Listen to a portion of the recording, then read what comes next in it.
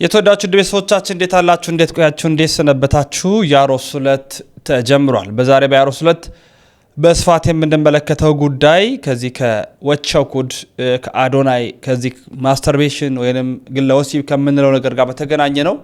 ከሰሞኑ እንግዲህ አዶናይ የተባለው ግለሰብ ወደ ኢትዮጵያ መምጣቱ ተከትሎ በተለያዩ ማህበራዊ ሚዲያ ላይ እየተጋበዘ ፖድካስት ላይ ማለት ነው እየቀረበ ይገኛል፣ ሀሳብ እየሰጠ ይገኛል።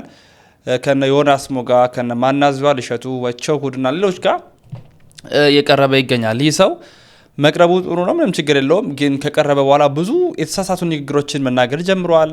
ከነዛ መካከል እንግዲህ ገንዘቦችን የተለያዩ ገንዘቦችን በቲክቶክ ፕላትፎርም ሲያስጠይቅ እንደነበረ ተቸግር ያለው ደሃ ነበርኩኝ፣ ገንዘብ የለኝም፣ ካናዳ ነኝ ያለሁት ምናምን እያለ ሲለምን እንደነበር እናስታውሳለን። ያንን ተከትሎ በርካቶች ኢትዮጵያውያን ድጋፍ አድርገዋል። ነገር ግን የሰራሁት ድራማ ነው አልተቸገርኩም እያለ ደግሞ ሲሳለቅ ነበረ። መሳለቁ ሌላ እሱ ብቻ አይደለም፣ የሰዓት አስተምሮ በጣም ነውር የሆነ አስተምሮም ሲያስተምር ነበር። አሁን እሱን ነው የምናሳያችሁ። ከእንደነዚህ አይነት አስተሳሰብ ከእንደነዚህ አይነት ግለሰቦች ልንርቅ ይገባል። ምክንያቱ ደግሞ ምንድን ነው? በጣም ዋጋ የሚያስከፍሉ ሰዎች ናቸው። ለትውልድ የሚጠቅሙ አይደሉም። ምክንያቱም ትውልድን የዋሸ ሰው ለትውልድ ይጠቅማል የሚል እሳቤ ያለ አይመስለኝም። ኢትዮጵያውያን ሲሰጡ ተርፏቸው ወይም ያላቸው ገንዘብ በዝቶ አይደለም። አብዛኛዎቹ በስራ ዓለም ላይ በተለይ በስደቱ ዓለም ያሉ እህቶቻችን፣ ወንድሞቻችን፣ እናት አባቶቻችን ናቸው። ያላቸውን ሰጡት የኢትዮጵያዊነት ዋጋና ልኩን ስለሚረዱና ስለሚያውቁ ነው። በኢትዮጵያ ሕዝብ ላይ ማሾፍ በጣም ከባድ ነው። ከሰሞኑ አሁን ማህበራዊ ሚዲያን የተቆጣጠሩት የሆኑ ሰዎች የሆኑ ነገር ያደርጉና ከድራማ ነው ይላሉ።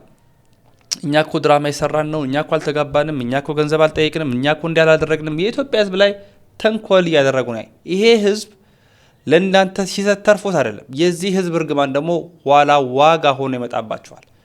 በጣም አደገኛ እና ይሄ ልጅ ከሰሞኑ ማህበራዊ ሚዲያ ላይ የምታስተጋቡ ሰዎች ቢያንስ የምትጋብዙ ሰዎችን ምረጧቸው። ለገንዘባችሁ ስትሉ ብቻ አታቅርቧቸው። ያን ብናደርግ የተሻለ ነው ብዬ አስባለሁ። ሲተካትል እንመለስ። ለማንኛውም ለምን እንደሆነ ባላቅም የሰዎች እርዳታ እንደ ድካም ቆጥረዋለሁ። እርዳታ መቀበል አልችልም። ይከብደኛል። በጣም ደካማ እንደሆንኩኝ ይሰማኛል። ግን አያችሁ ትናንትና የተማርኩት ነገር ላይክ አንዳንዴ የሰው እርዳታ መቀበል ምንም ችግር የለውም። ለምን እንደሆነ ባላቅም ሰዎች ወንዶች ከጨነቃቸው accept yourself be okay ሴጋ ምታቀም በቃ የታባት ምታቀበልኝ አትበላቸው እንደዛ ቀይ ኖ ይሄ ብቻ ይቆርጡትና መልእክት እንዳይመስል ነው እኔ አፈራ የተቆራረጠ ታሪክ ይዞ እንትን የሚያደርጋል። ምታከፈለክ የታባቱ እና ያ ምታከፈለቀም በቀን ባንዴ that's it I'm being honest I wish ተደብቄ ዲሲፕሊን ሆኑ ብዬ ራሴን ባኮራ like አይ ነው የማጣው ክብር አለ ሰው አትስድ ምናምን ልባል ይችላል። ግን ሁላችንም ቤት ውስጥ ያለ ድራማ ነው ይሄ አውቀዋለሁ። መጨረሻ መልእክት ግን አትምቱ ነው።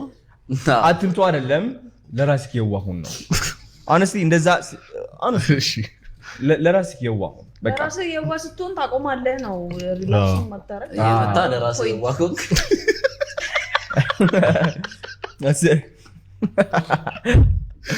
ወይ የሆነ ሰው ይሄንን በጣም በመጥፎ ሁኔታ ተርጉሞት ማለት ነው።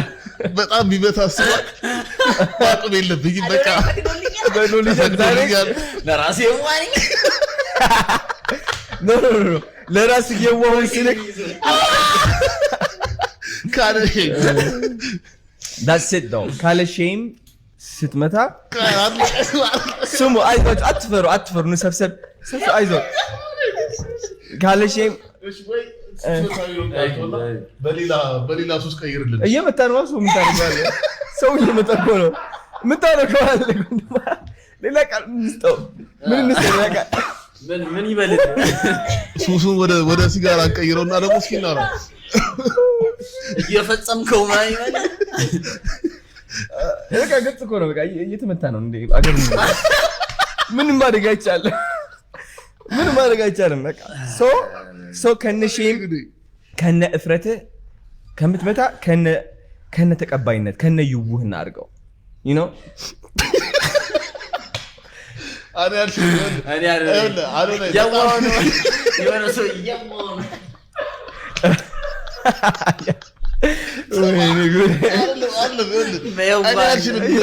እንደዚህ ያልኩ ሲሪየስ ሆኜ ማውራት አልችልም። ስለዚህ አንድ ሲሪየስ ሌላ እንትን አድርግልኝ። ሌላ ሱስ አድርግ። ብዙ ሰዎች ይቸገራሉ ሴጋ በመምታት የምር ነው ባይዘው አንዴ በቃ የዋህ ሆነክ ለራስህ ማለት ነው ብትመታ ቀስ በቀስ ማርያም እኔ ኮንትሮል ማድረግ አልችልም። ስለዚህ ሌላ ሱስ አድርግልኝ። ብትመታ ብታጨስ ምናምን ብታጨስ አድርገው። ብታጨስ ሚመቱትስ ንገራቸው። አንተ ወይ እንትኑን ወደዛ አድርገው ሰዎች እሺ በቃ ፈትቻለሁ። እኔ እኮ ሲጀመር መምታት ሲል ጠበቅ ያደረገው ነገር እያሰቀኝ እኮ እንደዛ ምን ማድረግ አይቻልም። እሺ ላውራ። እሺ ስለዚህ ይውና ካለበት ዮናታን ትወጣለህ። አንተ እናስወጣለን። ማርያም ይውጣ ይውና ዮኒ ይውና ካለበት በቃ በቀን አንዴ መምታት ትችላለህ፣ ግን ቀስ በቀስ እየቀነሰ ይመጣል። ለመምታት ያለህ ፍላጎት ቃሉ ነው የጨነቃችሁ። ውጡ በቃ ለኔ ያወራል። ውጡ ይሄን መልእክት እስኪያስተላልፍ ነው።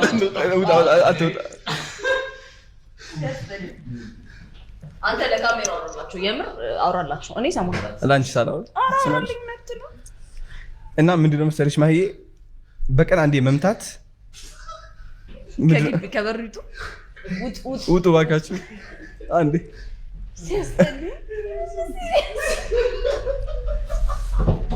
ሲሪየስ ሆነ ነገር በቃ ተዋቸው፣ ችግር የለም። ስለዚህ ወጡ በቃ እና በይውህና ሲመቱ ምንድነው የሚሆን መሰለሽ እየቀለለ ይመጣል ለሴጋው ያላቸው እንትን ግንኙነት ማለት ነው። ከዛ ፖርን የማየት ፍላጎታቸው ይቀንሳል፣ ለራሳቸው የዋህ ይሆናሉ። ከዛ ወደ ውጪ ሲያወሩ ሲነጋገሩ የሚሳቅበት ቦታ አለ፣ ግን ለሚዲያቸውም አይመጥንም። በጣም ናስቲ የሆነ ነገር ነው እውነት የሚሰሩት ነገር ሲያስጠላ። እሱ ያወራል፣ እኔ እንጃ ታሳፍራላችሁ። እዛ ጋር ያለ ቤኪና ማን ነው ቤኪና ዮናታን የሚባሉት ሁለቱ ልጆች ያደረጋችሁት ነገር እዚህ ፓርት ላይ ሌሎቹን አይደለም፣ እዚህ ፓርት ላይ የሆናችሁት ሁኔታ የሳቃችሁት አሳሳቅ ምናምን በጣም ነው የሚዘገን ነው፣ በጣም ነው የሚያስጠላው። እናንተን ቁጭ ብሎ የሚሰማ ህዝብ እኔ ይገርመኛል። ጉዳዩ በጣም ሲሪየስ ነገር ነው። ጉዳዩ በጣም አደገኛ ነገር ነው። የምሬን ነው የምላችሁ። ኢትዮጵያ ውስጥ 85% ማለት ነው በዚህ አይነት ነገር ተጠቂ እንደሆነ እኔ በግልጽ ነው የምነግራችሁ። ማንም ሰው በግልጽ ስለማያወራ በግልጽ ስለማይነጋገር በየቤቱ ዝም ብሎ እየተሰቃየ ከመኖር ውጪ ማለት ነው በየቤቱ እየተሰቃየ ከመኖር ውጪ በቃ አንገቱን ደፍቶ ከመኖር ውጪ ሕክምና አግኝቶ ራሱን ትሪት አድርጎ በየራሱ ነው ሁሉ የሚጋፈጠው። ቢል ከአንድ ሳምንት የዘለለ አይቆይም ይሄን ነገር ለማቆም። በግለ ወሲብ የሚጠቃ ሰው በማስተርቤሽን የሚጠቃ ሰው ለማቆም ቢያንስ ማለት ነው አንድ ሳምንት ብቻ ነው በቃ። ከዛ በኋላ ተመልሶ ይመጣበታል እና እድሜ ልኩን የሚማቅቅበት ችግር ነው። ዛሬ ወላጆች ልጆቻችሁ ስልክ ላይ ያለውን ነገር ተከታተሉ። ወላጆች ወንዶች ልጆቻችሁ ከ15 ዓመት በላይ ከ15 ዓመት ጀምሮ ያሉ ልጆቻችሁን ስልኮቻቸውን የሰጠቻቸውን ስልኮቻቸውን ተከታተሉ። የስንት ሰው የጎግል ሂስትሪ ቼክ ቢደረግ ስንት ጉድ ይወጣል። ስንትና ስንት ጉድ ይወጣል። ስንቱ ፖርን አዲክትድ ነው ወይንም ደግሞ በወሲብ ፊልም የተጠቃ ነው። በቃ የደነዘዘ ነው። ወጣቱ ደንዝዟል። አእምሮውን ተቆጣጥሮታል። አይችልም በቃ ከዚህ ነገር መላቀቅ። ጠዋት ማታ ቀን ባገኘው ሰዓት በዚህ ነገር ውስጥ ተዘፍቆ ነው ራሱን የሚያገኘው እና ግን እርስ በርሱ ማንም አያወራም። ሁለት ጓደኛ ማቾች እንደዚህ አይነት ሱስ ውስጥ ቢኖሩ በእንደዚህ አይነት ነገር ውስጥ ቢጠቁ አያወሩም፣ አይነጋገሩም፣ ያፍራሉ። እኔ እኮ እንደዚህ አይነት ነገር ውስጥ ነኝ ብሎ የሚያወራ ሰው የለም። የሚነጋገር አንድ ሰው አታገኙ። ዝም ብሎ በቃ እዛ ውስጥ ከመሰቃየት ውጪ ማንም አይነጋገርም። ዛሬም ደግሜ እነግራችኋለሁ። ዛሬ ለወጣት ወንዶች፣ ከዛ ደግሞ ለባለትዳሮች፣ ከዛ ደግሞ ለሴቶች፣ ከዛ ደግሞ ሚድል ኤጅ ላይ ስላሉት ሰዎች እናገራለሁ። ወንዶች በተለይ ያላገባችሁ በእጮኝነት ሊሆን ይችላል ወይም ደግሞ ገርል ፍሬንድ የሌላችሁ ወይም እጮኛ የሌላችሁ ወይም ያላገባችሁ ወንዶች እድሜያችሁ ከ20ዎቹ እስከ 35 ድረስ ያላችሁ ወንዶች አሁን አዳምጡኝ። እድሜያችሁ ከ20ዎቹ እስከ 30 ምናምን ዓመት አካባቢ ያላችሁ ወንዶች አዳምጡኝ። የመጀመሪያው የግለ ወሲብ ወይም ማስተርቤሽን ወይም ሴጋስ የሚባለው ነገር የመጀመሪያው መነሻው ጽንሰ ሐሳቡ የሚጀምረው ከወጣትነት ጋር ወይም ደግሞ ከአካላት ለውጥ ጋር ወይም ደግሞ ይሄ ያለ አይደለ ስጋዊ ፍላጎት የስጋዊ ፍላጎት ይመጣል። ስጋዊ ፍላጎታችን ያዝል ወይንም ደግሞ የስሜት መቀስቀስ ያን ነገር ለማድረግ ፍላጎት ይሄ ናቹራል የሆነ ነገር ነው። እንዲህ አይነት ስሜት ካልተሰማ በሽታ ነው፣ ቼክ ነው ማድረግ ያለብህ። ይሄ ናቹራል የሆነ ስሜት ነው። እንደዚህ አይነት ነገር ማሰብ መመኘት ለማድረግ መመኘት ወይም ደግሞ የሐሳብ ሰውነት ላይ ይሄ ናቹራል የሆነ ነገር ይሄ በጣም ያን ያህል መጥፎ አይደለም፣ ናቹራል ነገር ነው። ከዛ ይሄ ሐሳብ ወዴት ይለወጣል? ሰዎች በቀላሉ አሁን የሚዲያው ክፋት የኢንተርኔቱ ክፋት ፖርኖግራፊ የሚባለው ነገር በግልጽ በሁሉም ቦታ ላይ አለ። ስለዚህ በቀላሉ ወደ ፖርኖግራፊክ ሳይት ይገባና እዛ ላይ ያሉትን ነገሮች ይመለከታል። እዛ ላይ ትወና ነው የሚያደርጉት። እነዛ የሚያዩን ያንን የወሲብ ፊልም እያየ ያ ጭንቅላቱን፣ አይኑን፣ ሁሉ ነገሩን፣ አካላቱን ይቆጣጠረዋል። ከዛ በኋላ ይሄ የዝሙት መንፈሱ ወይም ደግሞ ግንኙነት የማድረግ መንፈሱ ከአቅም በላይ ከሚችለው በላይ ከቁጥጥሩ ውጪ ይሆንበታል። ስለዚህ ከቁጥጥሩ ውጪ ሲሆንበት አጠገቡ ሴት የለ፣ አጠገቡ ማንም የለም። ስለዚህ የመጀመሪያ ምርጫ የሚያደርገው ምን ይሆናል ማለት ነው? ራሱን በራሱ ማርካት። ከዛ ይሄንን ነገር ምን ያደርገዋል? ሀቢት ያደርገዋል። የመጀመሪያው ስቴፕ የትኛውም ሰው ወንዶች ፕሊዝ በተቻላችሁ አቅም ኢንተርኔት ቤትም ሄዳችሁ ይሁን የስልክ ቦታም ሄዳችሁ ይሁን ሎክ አስደርጉት ሳይቱን፣ የፖርኖግራፊውን ሳይት። የተወዳችሁ ቤተሰቦች እንግዲህ ይህን ሰው ምን እንደምንል አናውቅም። የተሰማችሁን ሀሳብና ሴቶቻችሁን ግለጡ ያልኩኝ ተሰነባበትኩኝ። ወንድማችሁ ልዑል መብራቱ ነኝ። ያሮስ የእናንተም የኛ